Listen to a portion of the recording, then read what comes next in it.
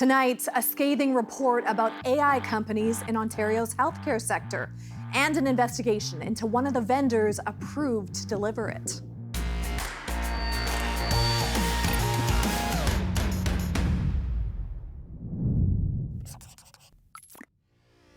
AI is seemingly everywhere these days, from finance to healthcare to news.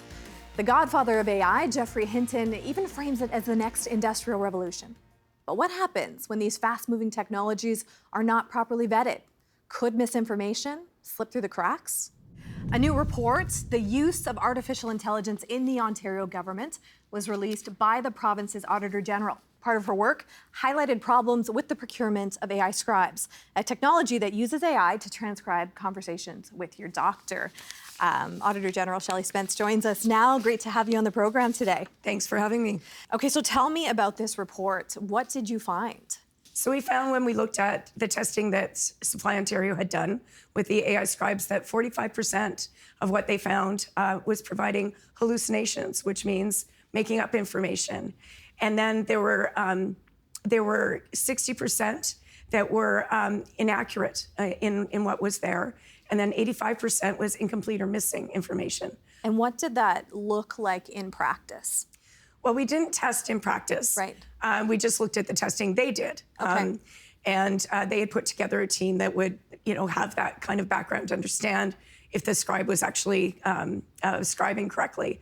And so it was their own testing that found that there were issues with the scribes. And what kind of issues? They were incorrect information. Like, for example, there was situations where a mental health issue was mentioned, but the AI Scribe didn't pick it up. Or situations where the AI Scribe, put it in as a mental health issue when it didn't actually exist. We found incorrect prescriptions were being put in, incorrect or missing specialist references. So, if you want to go see a specialist and you mention that and the doctor says I'll get you an appointment for a specialist, it might not have made it into the notes. And still, this technology was approved to go into doctors' offices for the public. Yes, it was. And one thing to note is that, the testing could have been more rigorous. And we made recommendations that testing does need to do more. Bigger sample, test for biases, test for inaccuracies, and all of that. But we also recommended that doctors review the notes that are being done, and that perhaps the vendors should have an attestation button that says the doctor has reviewed this note before it can continue, and put a control in place for that, because we don't want to stop progress. Right. AI is progress. But what we do want to stop is any errors happening that could affect somebody's health. When you looked at the whole process, was it a normal procurement process for you? That's a good question. We wanted to look at AI procurement in itself, and Supply Ontario being responsible for this one, just to make sure that the government did have safeguards in place as they're testing the types of AI that they're buying, to test it properly to start with. So anytime they're doing something like this, they need to follow rules and make sure that they've done enough testing so they know when they put it live that it's going to be working properly. There was quite a few recommendations, and quite a few that the Ontario government said, yeah, we need to do better. What I really liked is that they did agree with most of our recommendations. And if you look at the management responses in our report, some of them they've already done. So we haven't audited whether or not they've completely done it. We come back in 2 years' time to do that. And but we did, say, if you fix this, you can tell the public that you fixed it. We'll come back and audit it in a couple of years and let people know that, yes, indeed, it's been implemented. We reached out to Supply Ontario, who, of course, was in charge of this whole procurement process. We didn't receive a comment from them, but we did get a response from a spokesperson for Ontario's Ministry of Health, which said approximately 5,000 physicians across Ontario are currently using AI Scribes, and there have been no known reports of patient harm. What should people make of that, given your findings? I think, as I said, we just looked at the testing on the procurement side. AI does learn and does evolve. So it could be that we're at a point now where the AI Scribe is working better. That's why they haven't had any issues. I don't know if they'd always be aware of those issues, If how it's being reported back, I would definitely say that. But it has evolved, and over time it could get better. But that's why our recommendation to just have the doctors take a look at the notes that are coming out was a strong one, because there is so much progress and productivity that can come from using the AI Scribe. Doctors are saving time. They're spending more time with patients instead of typing into a computer. So all those things are great. And with technologies like this, we want to use them. We want to come forward, but we also need to be careful and have those controls in place. And that's where we had recommendations. So what needs to change as we consider more tech in the future? I think just thorough testing and understanding where the risks could be is important, and that putting mitigating controls in place to cover those risks is very important. So going forward, yes, but go forward with caution and go forward with control. If there's one control that you really think we should be considering when we think of AI? I think the security controls around AI. Where is the data living? What machine is learning from it? Making sure that, especially with healthcare data, you want personal information like that to be very secure and safe. So I think that is the one control that is table stakes. Auditor, great to have you on the program today. Thanks for having me. For analysis on what this means for people across Ontario, let's bring in Jessica Smith-Cross. She's the editor-in-chief at the Trillium, and John Michael McGrath, a co-host of the On Poly podcast right here at TVO. Great to have you both. Thanks for having me on. Okay, we just heard from Auditor General Spence about the specifics of her report. What should Ontarians, though, be paying attention to here? Jessica, let me start with you. If you're going to your doctor and talking about your medical issues, your doctor might be using an AI Scribe. They're going to tell you about that. But what you should be paying attention to is that the AI Scribes can make mistakes. That was the big finding from this report. For me, it became really clear why this is important to people when the AG herself, at this press conference she had at Queen's Park, told everybody that she had this scratchy voice because she was sick. She'd been to the doctor. Her doctor was using an AI Scribe, and she asked her doctor, okay, can you look over the transcript afterwards and make sure it's right? Because I just did this report and I've got some concerns. So I think that's what people should take away from this. Like if your doctor's using one of these things, maybe have a conversation with them and say do you check it over after? Is it accurate? What's going on here? Yeah, because it's out there. It's in the healthcare system in different settings, and it's being used right now. John, what stood out to you about the report? I think the use of AI in healthcare is sort of the camel's nose in the tent, if I can put it that way. We're going to see more ways that AI and AI-supported services get used throughout the public sector in years to come. And it's important that this is done right, that these systems are tested. And the AG's report does stress that these services were tested through the procurement process, right? The government didn't just sign a check to whoever showed up. Sure.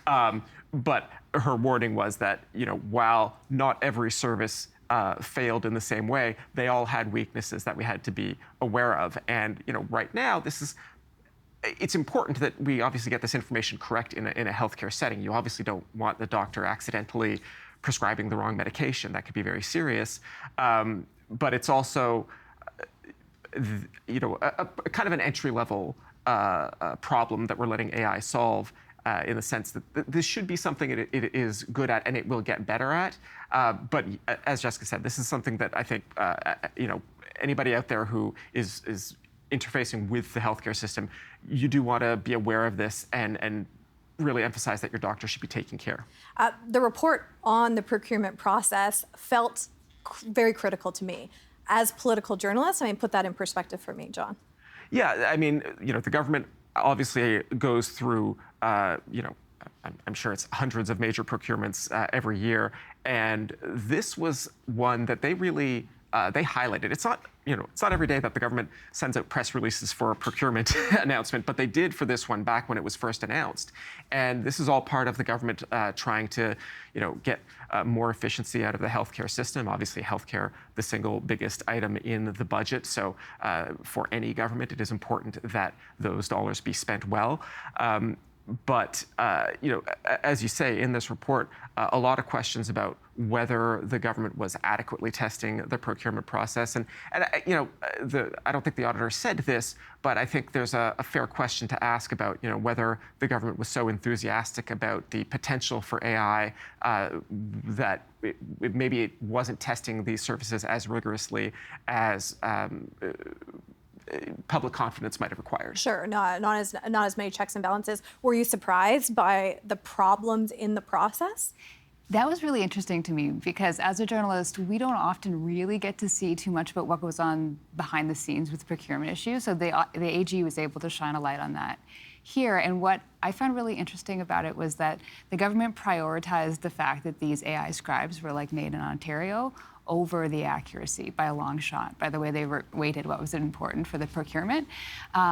It's a political issue that is going to land in your doctor's office. The government needed something to solve their problems about not having enough family doctors. Mm-hmm. That's why they put out a press release. Mm-hmm. That's why they made a big deal when these things came in, because they were facing a lot of heat about not having enough family doctors. So they said, okay, here's what we're going to do. This is going to free up your doctor's time so they can see more patients and have more appointments. That does seem to be true. The doctors that use them say they love them and they are saving them time. But through this report, we see how this political problem of a shortage of doctors and this need to have things made and built in Ontario, which is the PC's whole theme, has made its way into what AI Scribe your doctor's going to be using when you come in to have a checkup.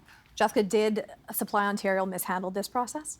I'm not here to judge things like that. I'm here to provide some analysis. They made a choice. They prioritized the Made in Ontario over the accuracy, and that was the choice that they made. But there was a lot of recommendations in there, and recommendations that the government was also saying, yes, we need to improve. What can they do better, John? Well, I think one question that we, as a province, are going to need to wrestle with is exactly this issue of how important is it to Ontarians that the AI service that we interface with through the government or that the government procures on our behalf, is that a Made in Ontario or even a Made in Canada solution? Because I don't think I'm being unfair here to say that Canada is not at the very forefront of the AI race, right? The best models are still in the US and controlled by US companies. And there's a real tension there between, do we want to have access or to use the best possible AI systems, or do we want something where we have a bit more control over something that is resident in and domiciled in Canada and particularly in Ontario? AI hallucinations or incomplete information from AI, that's not something that's new. I mean, we deal with it all the time, even when we look things up. It feels different when it comes to healthcare. Should we be worried? I think that it depends. So I've seen my doctor use the AI Scribe when I come in for checkups. I like my doctor. I trust my doctor. I am not overly worried. I think she probably does check the transcript that is sent out there. I haven't seen any problems. And I'm also, I'm an outspoken person. I'm an advocate for myself. I know what's going on. Sure. But this isn't the case for everybody, right? There are people who are more vulnerable, who aren't able to advocate for themselves in the same kind of way. And there are people who bounce between walk-in clinics and ERs and stuff like that, who I think are at more risk from having someone who's rushed, who would miss a hallucination and then have that cause problems down the road. John, doesn't that put extra pressure on doctors to get it right? Because the scribe is just transcribing, whether it gets it right or wrong. Yeah, and in fact, the government has said, it's still up to doctors at the end of the day to make sure that the transcription is accurate. This is supposed to be a tool, but it's not supposed to be a crutch. The other thing I would add, we're talking about healthcare because of the specifics of this Auditor General report, but that's the number one expense for the province. The number two is education, and there's a lot of talk right now about the next wave will be AI tutoring services in education, and the same labor shortage that we have with family doctors also exists in classrooms, right? We don't have enough teachers. We don't have enough educational assistants. And there is going to be a lot of pressure to, not just in Canada, but certainly here, to find ways to use AI in the classroom to either to supplement or potentially even replace some of the labor there. Every sector dealing with it. We all have to figure out a better way forward. Should there be a threshold in your mind, though, of what percentage is accurate when we are saying, yes, AI can go into the public system? In some realms, it has to be everything. Like we do journalism. Some journalists use AI to help them in research. We've seen some really high-profile, really embarrassing corrections from other news outlets, not mine, thank you very much, about where that has gone wrong. I think that if you're a journalist and you've used AI, you have to have also manually checked it, whatever it is, in another way. I would say the same threshold should apply in medicine and in a lot of important careers where accuracy is important. So do you think that threshold was too low here, John? Well, the threshold to me would be we should at least be comparing it to all of the errors that humans make already, right? The human system is not perfect, right? And I think of like Waymo cars in the cities where they have been used seem to have a much better safety record than human drivers on a per mile traveled basis. Certainly, journalists were making errors long before AI ever came around. Sure. There, but for the grace of God, go I. So I would say the threshold should be certainly no less than whatever the human threshold for error is, and hopefully substantially better. But I would not insist on perfection, at least not everywhere. Yeah, I would insist that the AI doesn't make mistakes. I would insist that the human who uses the AI makes sure its mistakes don't survive or go on into the patient's medical records, into the news story, into whatever it is. Right, which is what I think this technology relies on still, is that a human doctor is going to come in and correct those errors. But it is employed, and we have to see, I guess, how it's working. Great to have both your perspectives on the show today. Thanks for coming in. Thanks for having us. Well, in the interest of full disclosure, TVO is an agency of the Ontario government, and we implemented a policy on the use of generative AI within TVO, which was updated in May 2026. Now, TVO follows all reporting requirements as outlined by the government. We are transparent about where and how we use AI and actively monitor our AI usage to ensure that all AI-assisted content receives rigorous human review. Well, going back to the AI Scribe conversation, here are the 20 AI vendors approved by Supply Ontario. The province's Auditor General found AI Scribe inaccuracies in all of them. Now, one of the vendors on that list caught the eye of Zak Vescera with the Investigative Journalism Foundation actually a few months ago, and for a different reason. Zak joins us now to talk about it. Zak, great to have you here. Thanks for having me, Molly. Okay, talk to me about your investigation. What did you find? It started with a weird website. A website called Surrey Speak was publishing news articles about Surrey, BC, one of the largest municipalities out here close to Vancouver.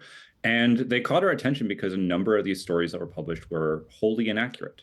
There was a false story about a resignation from a local municipal party.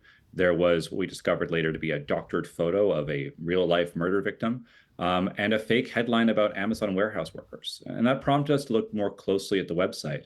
What we found was that the articles being published on Surrey Speak appeared to all have been created by generative artificial intelligence. So while it pretended to be a real local news site with reporters on the ground, in reality, all of these things are being churned out by AI based on real news clippings of actual legitimate events. When we followed that breadcrumb trail and tried to figure out who was behind us, things only got stranger. It led us to a company called ADG Tech, which is Vancouver-based on paper, but in reality appears to also have operations in India, and is also the company behind ADG Scribe. How did you link Surrey Speak to ADG Tech and ADG Scribe? The link between ADG Scribe and ADG Tech was pretty easy to come to.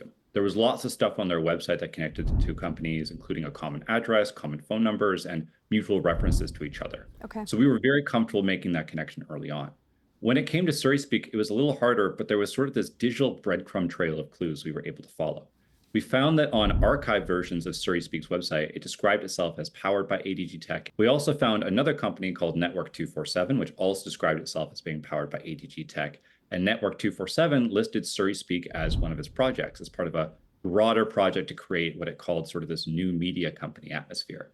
The most conclusive and real piece of evidence we found was that we phoned one of the directors of ADG Tech, a man named Pankaj Sayal here in the Lower Mainland. He told us over the phone that Anush Sayal, who is listed as ADG Tech's CEO, was the person who took care of Surrey Speak. So through that, we were able to make the connection from Surrey Speak to ADG Tech and, of course, to ADG Scribe. So they're not making the connection, but you're saying there's just too many clues here.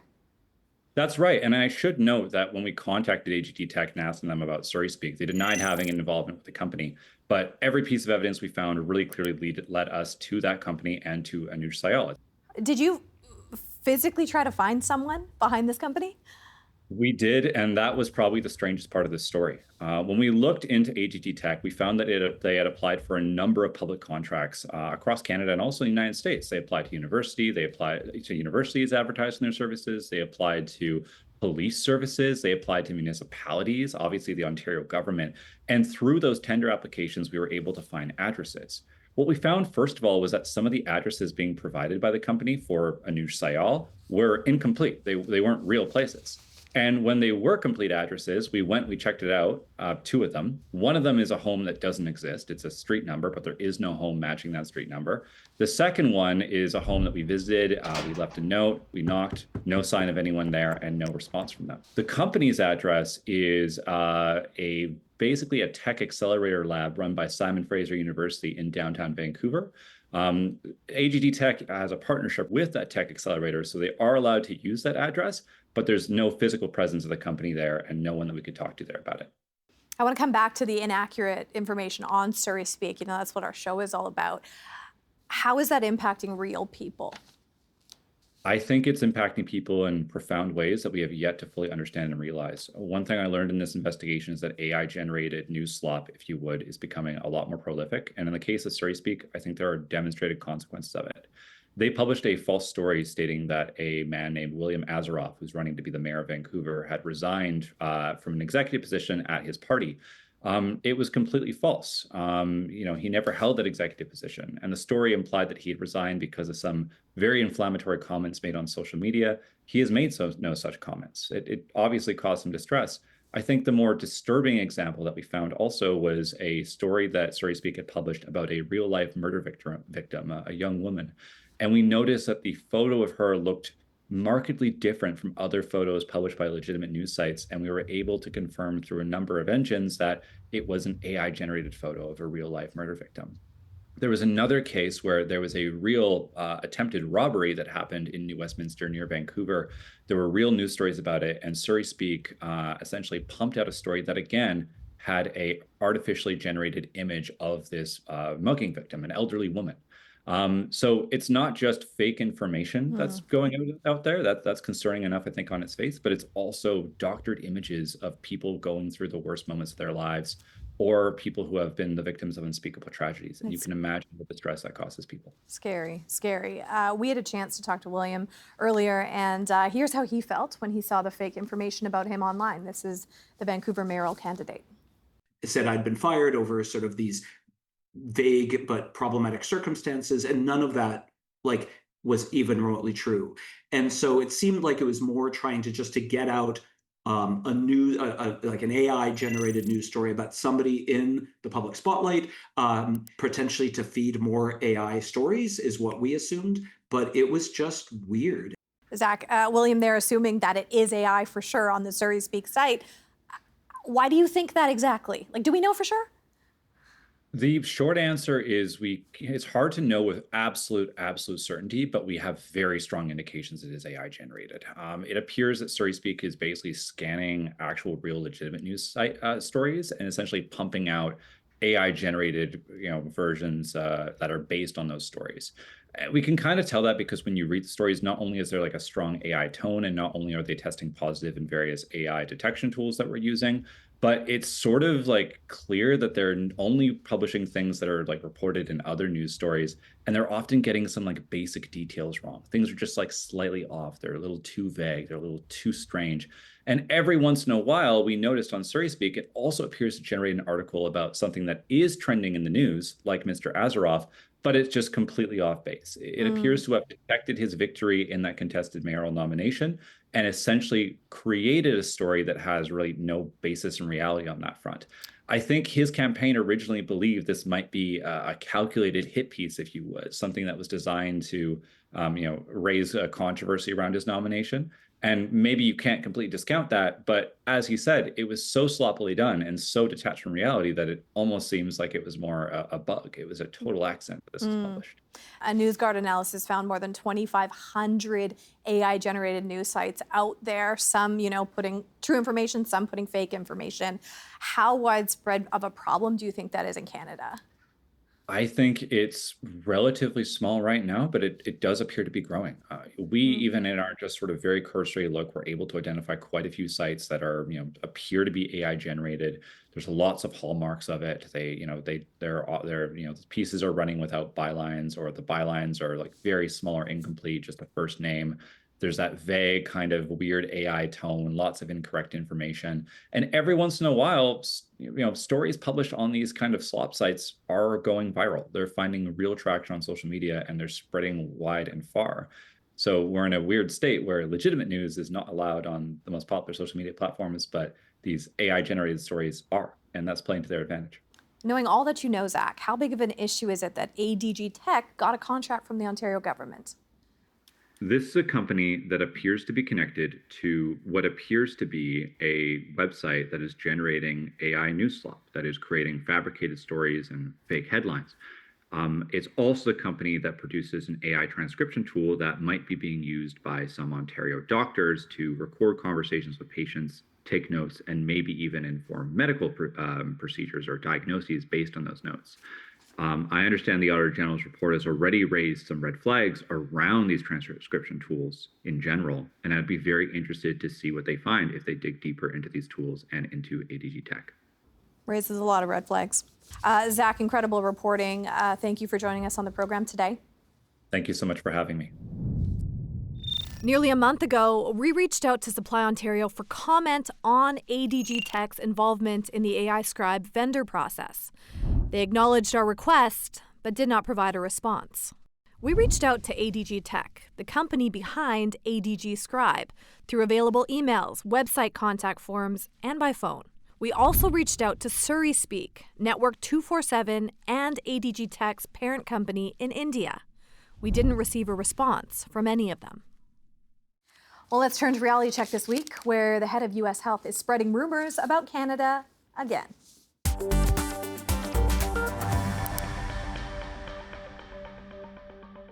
It seems like RFK Jr. just can't keep us off his mind. In a recent U.S. Senate hearing, the health secretary called laws allowing medical assistance in dying, or MAID, abhorrent. In Canada today, I think it's the #1 cause of death is assisted suicide. Is that really true? Canada's MAID program allows patients with certain incurable illnesses to ask their doctors for a lethal dose of medication, choosing to end their life on their own terms. It's controversial, but increasingly common. In 2024, roughly 5% of Canadians who died did so through MAID. But was it the #1 cause? Not even close. That 5% adds up to around 16,500 deaths in 2024. Meanwhile, cancer accounted for more than 85,000. And besides, MAID isn't even an official cause of death. When someone dies through the MAID program, Canada counts their death under the disease that made them eligible in the first place, not the program itself. Listen, the MAID debate can be emotional and deeply complicated, but don't let politicians muddy the waters even further.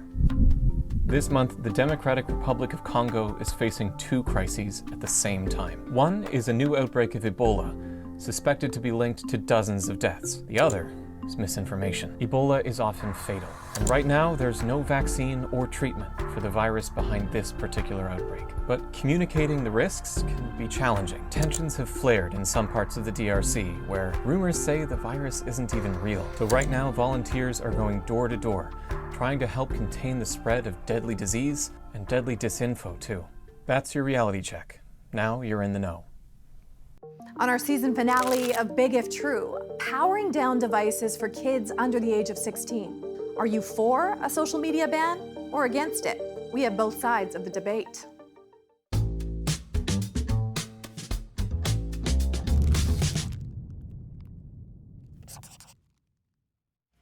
AI is one of the most powerful tools on the planet, but as we've seen today, oversight matters and mistakes can impact real people. I'm Molly Thomas. This is Big If True. We'll see you next Sunday or anytime online.